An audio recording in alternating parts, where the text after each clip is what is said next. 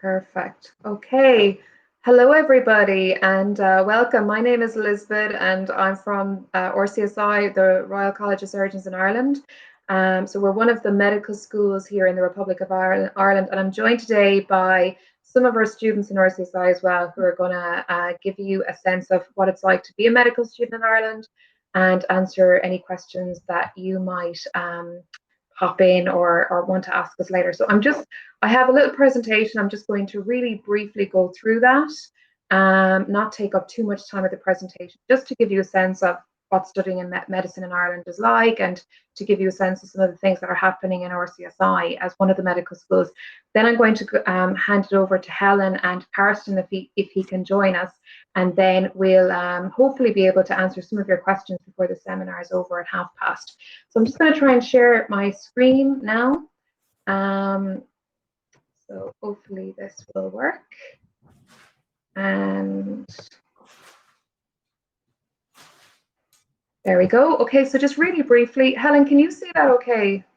Yeah, I can see that perfectly fine, yeah. Okay, perfect. So look, why study medicine? I mean, there's lots and lots of different reasons why medicine is a fantastic career, but just really briefly, the career opportunities are vast. You know, you can end up working in hospital medicine, community medicine, public health, clinical laboratory research, academia, industry, and really it's a passport to a range of careers, really exciting careers. So where can I study medicine in Ireland? Well, there are 5 different options if you want to study medicine at undergraduate level. So what's unique about studying medicine in Ireland as opposed to North America is that you can actually study straight from high school as well as graduate entry. So in Dublin, which is the capital city of the Republic of Ireland, there on the East Coast, you've got RCSI, University of Medicine and Health Sciences, which offer a 5- and 6-year undergraduate program, and also graduate entry, which is a 4-year. We have University College Dublin, which is undergraduate and graduate entry medicine, and Trinity College Dublin, which is the 3rd medical school in Dublin, which offers undergraduate medicine only. In Cork, the University College Cork offers undergraduate medicine, which is a 5-year program, and graduate entry medicine. In Galway and the west of Ireland, NUI Galway offer a 6-year undergraduate medicine degree, and in Limerick, University of Limerick has a graduate entry medicine program only. So there are lots of opportunities to be able to study medicine at undergraduate level in Ireland, and you apply for, you know, if you want to study medicine in Ireland, you can actually apply to all of those medical schools through Atlantic Bridge, which is our educational partner based in California, and we'll talk a little bit about that in a few moments. But just from an RCSI perspective, because myself and Helen and Carsten are based in RCSI, just so you know a little bit about us, RCSI was founded in 1784. It's the national provider of surgical training in Ireland. It's also a specialist health sciences university, so we specialise at undergraduate level in medicine, pharmacy and physiotherapy. It's the largest medical school in Ireland and one of the most international medical schools in the world. We're in the top 250 universities in the world. We've invested heavily in facilities in the last number of years. Over 100 million euros has been spent in the last 5 years. We offer fantastic student supports across academic, careers and welfare. On-campus accommodation, we've more than 80 clubs and societies. Over 70% of the seats on the medical programs are for non-EU students. Over 20% of our students in the medical school are from North America. We have over 3,000 graduates based in North America at the moment, and very, very strong career supports, which leads to strong US and Canada residency match success. So really briefly, what do you need to be looking out for when you're researching medical schools in Ireland and anywhere in the world? Research is one of them, okay? So, you know, how much medical research is happening in the university of, you know, that you would like to study in. So in RCSI, you know, we have research teams who are heavily involved in cancer research, tissue engineering and regenerative medicine, and they're also committed to tackling some of the world's most pressing issues. But why it's important for you to know about research is you want to be able to get involved in undergraduate research opportunities. Facilities are really important. So here you can see our simulation facilities based on 26 York Street. RCSI students, they get to undertake their clinical skills training from very early on within Europe's largest, most advanced clinical skills simulation facility. We have a mock operating theatre, we have hospital rooms, clinical task training rooms, patient consultation rooms, high fidelity clinical simulators who can breathe, blink, speak, and even give birth. So this is all preparation for practice when you go into real hospital settings and real clinical settings later on in the program. Career supports is really important. So we have a number of careers development advisors that assist you and support you from year one to make sure that you're ready then when you're applying for residency match in the final years of the program. And as you can see, RCSI graduates do have an edge in securing competitive residencies throughout North America. So in 2021, 91% of our graduates who applied for US match were successful in the first round, and 69% of our graduates who applied for Canadian match were successful in the first round. And to give you a flavor of some of the residencies that were secured in the US, Mayo Clinic, Cleveland Clinic, UPenn, Yale, University of Chicago, and in Canada, we had graduates securing residencies in University of Toronto, University of Ottawa, McMaster, Queen's, UBC, and so on. And we have on-campus accommodation, which lots of students ask about, and it's important for you to know. That's a really quick snapshot of the schools, the undergraduate schools at RCSI. And as you can see, the School of Medicine, we have a 6-year track, a 5-year track, and a 4-year graduate entry track into medicine. So there's a lot of detail in here. It's all on the website, and it will be available in the North American brochure in the next couple of weeks on the website. But this just gives you a flavor of what you study from year 1 to year 5 or 6. So in the early years, you cover the biomedical sciences, you learn about the systems of the body. In year 1, you study anatomy, disease, diagnosis, management, and prevention of diseases, and then you move into preparation for clinical placement. And the last 3 years of the program, you are doing a lot of clinical attachments and really building up that clinical experience. The highlights of the program, I'll ask Helen and Carsten about this in a few moments, but a lot of students really enjoy anatomy in year 1, the case-based learning, the systems-based modules, the simulation training, the clinical skills tutorials, the clinical attachments, and preparation for internship in their final year. This gives you a sense of the tuition fees at RCSI. So this is based on this year's fees. So 5 or 6 year medicine is €56,000 per annum, and graduate entry medicine is €57,500 per annum. And this is, again, this is all outlined on the website. So when you go into medicine entry requirements and go down to non-EU for those who are in US or Canada, it's overall average of 85% in the Canadian high school diploma. And for the 6-year program, and if you've got APs, you could be eligible for the 5-year program. And we also obviously recognize IB diploma. So we'll talk about that. If you want to ask us about specifics in entry requirements, we can discuss that. How to apply? All North American applicants apply through Atlantic Bridge. You can apply to all of the Irish medical schools using the Atlantic Bridge application. So you go to their website, atlanticbridge.com. The applications are open until the 15th of November. They will accept late applications until the 15th of January. Files have to be completed by the middle of January, and then they will be reviewed and shortlisted, and academically competitive applicants will be called for interview towards the mid to late February, and interviews take place. They'll be online through Zoom in early March, and within a week or so of the interview taking place, you'll be notified if you've been successful. You'll get a conditional offer. Those offers will be issued in March or April, and you can contact admissions at atlanticbridge.com for more information. So I'm going to hand over to Helen and Carsten now, and just double check that I'm still there and everybody can hear me okay. So hi Carsten, you're here with us, so that's you got in. Sorry about that. There. Okay, so look, I am going to ask, maybe I'll ask you, Carsten, first. So you're in 4th Med, so you've been in RCSI a couple of years at this stage.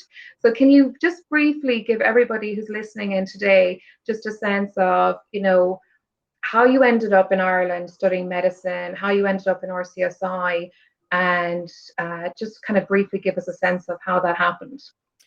Yeah, so I knew that I wanted to do medicine kind of towards the end of high school. I'm coming from America in small town Illinois, and it just I got very lucky with my advisor who knew that you could do medicine straight out of high school.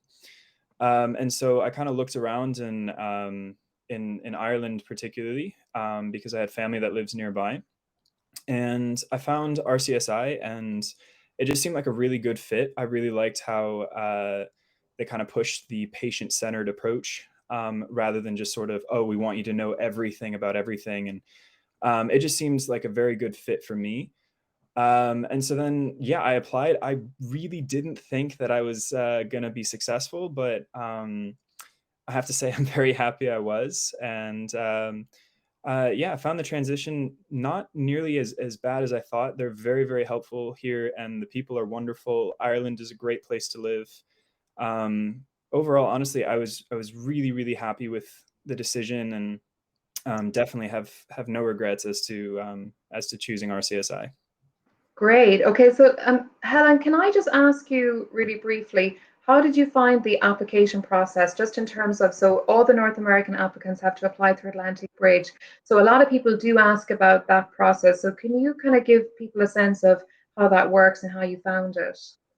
Yeah, sure. So, just for context, I'm a second-year medical student, and I originated from a small town called Abbotsford, which is an hour away from Vancouver, British Columbia.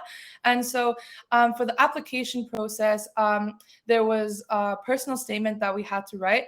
And for me, I think personal statement was the most fun for me, mainly because the personal statement always asks where your motivation for medicine comes from and why you want to study specifically at RCSI. And I think my motivation stems back from when I was younger. Cancer has been a very prevalent thing in my family. And I think since one of my close aunties passed away, I think a few years ago, I was really young and I was wondering, how come we haven't had a cure for this? How come there's no way to stop this from happening? So this motivation drove me to apply for Ireland. So that's what I wrote a lot in my personal statement. And I think the personal statement is a good way to kind of show what kind of character you are and how you have evolved as a person and how you will evolve when you study at RCSI. I came from a standard high school, so I didn't have to submit any advanced placement scores. I did take advanced placements, just self-studied it because I just wanted to get a head start in the knowledge, not necessarily just to get into 5-year program. So I had to submit my transcript, and you normally submit your last year of high school's semester 1 transcript.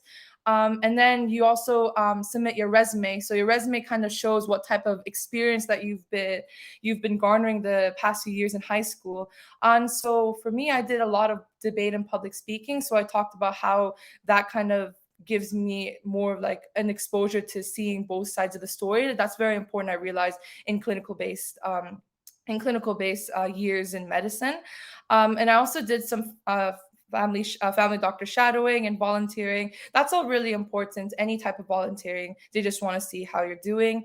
Other than that, I think I'm just trying to think. It's been quite a while since I applied. Yeah. The main ones, yeah. Okay, so Helen, you're in second med. So you've just started your 3rd year essentially, because you did the foundation year and then you did first med and second med. Mm-hmm. And Carsten, did you do the 5 or 6 year program? I did the 6 year as well. Okay, so this is kind of your 5th year in medical school, am I right? Yeah. Okay, perfect. Now I'm not sure. It's just somebody has put in the comments that they didn't see the slide. So did they not move? I'm not sure if they did, to be honest. Okay. I thought it was just me though, because I came late, so I apologize. Okay, no, it looks like nobody saw the slide. So apologies for that. Okay, I'm not sure how that happened, but what we might do is that's thrown me a little bit now, just in terms of, people obviously didn't get a sense, okay, the slides did not move. I'm just going to go to some of the questions. So somebody's saying, what does it look like for applying for students that have higher education experience, like college, through Atlantic Bridge? The only thing I'll say to that is, if you have done 1 or 2 years of college and you have sufficient number of science credits, then that could be the difference between you being eligible for the 5 and the 6 year program, for example. But generally, if you've completed an undergraduate degree, we would recommend that you apply for graduate entry medicine.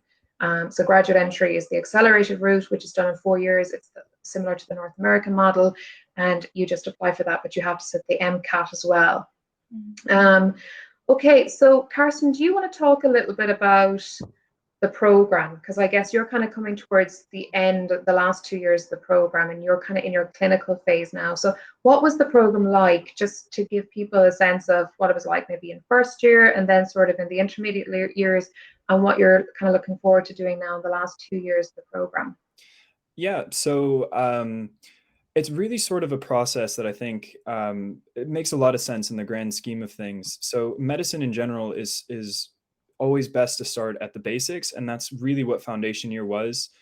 It gives you a chance to sort of really set the absolute basics with sort of the biology, the chemistry, the physics, which RCSI does medical physics rather than just sort of your mass times acceleration and all of that. So it's really quite interesting to start at this base level. And then when you're in your first couple of years after foundation year, it's like basic physiology of the body, and it's essentially how the body should work. And it makes sense way, because if you don't know what the body should look like, then you are never going to be able to determine, oh, this is abnormal. So I find that it's a really good place to start. And I think RCSI does a really good job of teaching you that sort of base level of physiology, anatomy. You get to go work with the cadavers who were, and that whole experience was absolutely incredible, to get that sort of hands-on teaching right from the beginning. And then in your sort of intermediate years, that's when you start to learn the pathology of the body. So here's where you're really kind of getting into that. What does it mean when the body goes wrong? Okay, if we talk about coronary artery disease, what is the actual process that is happening? So it's not so much about how to treat this necessarily. It's more so, what is the process? And that's so important, because if you understand the process, the treatment just makes sense. And so that really kind of blends in really well with the anatomy and physiology of your first few years. And then that leads really well into your final years, which is where I'm at now, where you're starting to learn, okay, this is how you actually treat these conditions. This is how you actually talk to a patient. And the thing that I said earlier about that early clinical exposure and everything, that starts pretty much right from year one. So just after foundation year, you're getting to take histories from patients. You are learning how to do these physical exams. So they start you early on that patient contact and that understanding the like really the meat and potatoes of being a doctor, and just how to talk to a patient, how to get a good history, and how to do a good physical exam. And so then, for example, right now I'm on pediatrics. So you really sort of get that whole sort of well of information before you go into your clinical years. And I think it's really helpful. And the setting which you do it in is very much geared to make you the best doctor, I think, possible. I've really had an excellent experience with it, and definitely still recommend. Okay, great. Right, perfect. There's a lot of questions coming in, so maybe because we only have, it's just time flies when you're having fun, and slides don't work for you, but maybe we'll just actually get to the questions and share them out between Helen and Carsten, if that's okay. So just at the top there, is there a specific requirement for courses, especially for science? I'm an IB student in Canada, and I'm wondering what I should take for higher level and standard level. Thank you. Helen, do you want to take that, or will I take that? I'm not very familiar with IB. I just know that you need a biochem and then physics or math. That's about the requirements for higher level. Yeah, for IB, you really should have higher level chemistry, because you need a minimum score of 5 if you want to be considered for the 5-year program, that is. And you should have another higher level, either bio or physics or mathematics. So that would be, the entry requirements are on the website as well. So I would just say to anybody, I will try to get the slides out to everybody by email if I can get the email addresses, but all that information is on the website. So IB, it's a minimum score of 36 overall. Higher level chemistry and bio or physics or maths at higher level as well will get you. But if you don't have that, you could still be considered for the 6-year program. Are you given any credits or advantages for having done the IB? No, we accept Ontario high school diploma, we accept US high school diploma. It's just the difference really between 5 and 6 year is why IB might be preferable. Obviously only if you're doing IB. So the requirements for IB, are overall score of 36, a higher level chemistry minimum score of 5, and another higher level bio or physics or mathematics if you want to be considered for 5-year, and it's a minimum IB score, overall score of 32 IB points if you want to be considered for the 6-year program. Is having a second language useful for applying to the undergrad program? It's not necessary. So just English is really what you need. I will try to email the slideshow, and apologies for that again. Can you explain more about financial aid for students from Canada? Helen, do you have any advice on that? It's kind of difficult because I was kind of in the same shoes. I really tried to find some financial aid. The best thing that I could give for Canadians, prospective Canadian students, is to apply to Student Aid BC. That's for British Columbia, so Student Aid BC. In each province, there's going to be a website where you can get student aid from the federal government and from your provincial government. So what you have to do, it's kind of a lengthy application process, but you have to fill out all your information, your tax income statements. And then because RCSI, for British Columbia at least, isn't necessarily a recognized school, you have to submit another application where you send to the RCSI student fees body. They would sign it for you. They would tell you what year you're in, how long your program is. They would bring it back. Then you submit that. I think for my first year, I think when I applied for the student aid, I got quite a good amount for student living expenses. I think one thing I realized especially is that the living expenses here are quite steep. It's normal across Europe though, so I think it's very good to look into some of that, but they don't, unfortunately, they don't offer any scholarships or financial aid to non-EU students. Yeah. Okay, perfect. I'm just going to have a quick look and see if there's any questions at the top. Education Ireland here, we will email you all the slides from this presentation. Please also visit RCSI after the seminar so you can have a private chat. Okay, perfect. Thanks for that, Zangan. So everybody will get a copy of the slides. Is having a second language useful for applying? So I think, sorry, I already... okay, so the presenter said she did AP courses but did not present in her application. That must be you again, Helen. Did you have AP courses but didn't include it in your application? I think I did include AP biology and AP chemistry. I got scores for it, but for the Canadian, the 5-year program requires a AP physics or AP calculus, and I think the score minimum is 3 or 4. I think that changed maybe, I'm not too sure. Yeah. But I also did AP literature and composition. I did not submit for that one. It doesn't really matter if you submit APs if you're going for the 6th program. I think if you're going to the 5 years program, you probably should submit your AP scores. I was very set into going into the 6-year program. I just wanted another extra year to actually understand the information and get adjusted to life in Ireland. So I just submitted it just because, but it didn't really make a significant impact in my 6-year program application. Yeah. It will only make an impact if you have a minimum of 3 APs in the sciences. So if you've got 2 APs or if you have 3 APs, but they're not all in the sciences, then you know that won't move you from a 6 to a 5-year offer. So, but it's still, if you've done some APs, it's still good to include it in your application. Okay, so what I might ask, I'll just double check the last few comments. Minimum IB score requirement for English is standard level English. And how do Canadian students attending an American international school in Qatar apply? Would this also be through? No, you only apply through Atlantic Bridge if you're based in North America. So if you're based in Qatar, you should apply directly to RCSI through our website.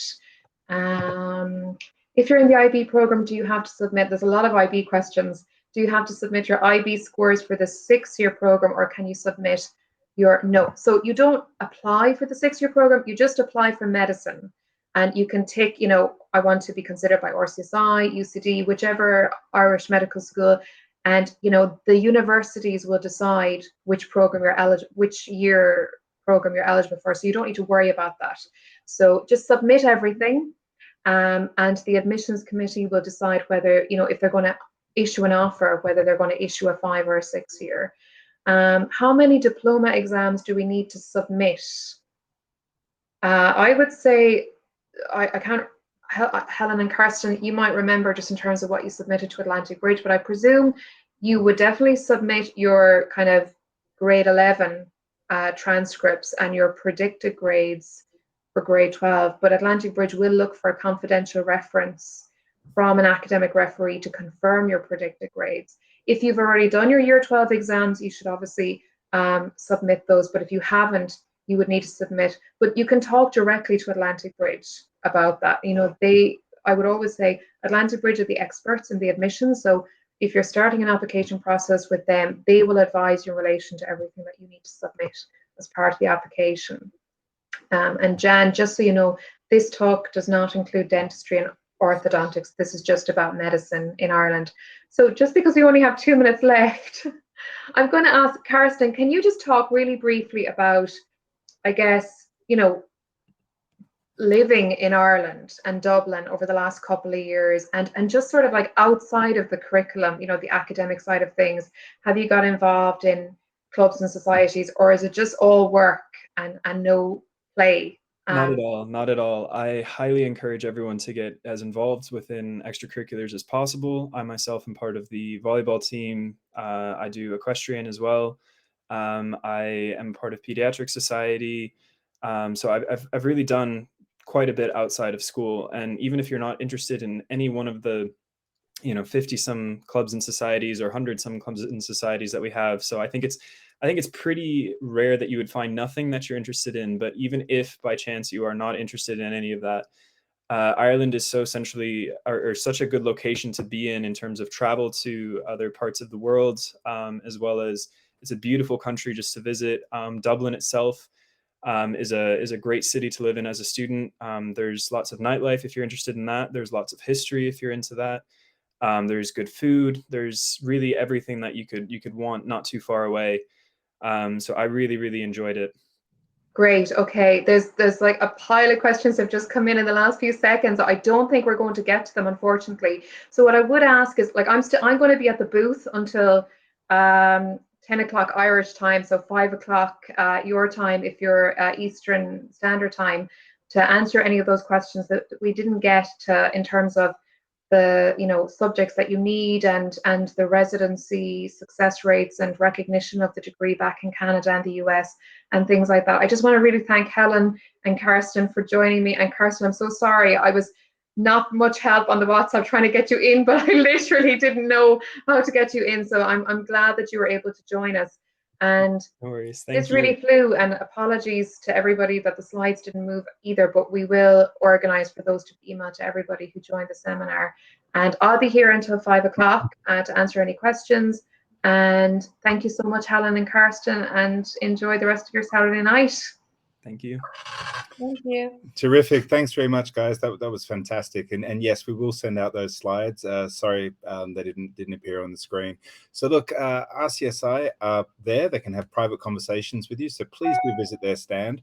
Also, if you've got other technical information that you need, Education in Ireland also have a booth, and they're also a good source of information for you all. So please get back out there. There's lots of institutions to speak. We've got another webinar coming up soon, which will be covering off all about finances, another really important issue. And that's also for Canadian and US students. Thanks very much, guys. Enjoy the rest. Thank you. Okay, cheers. Bye-bye.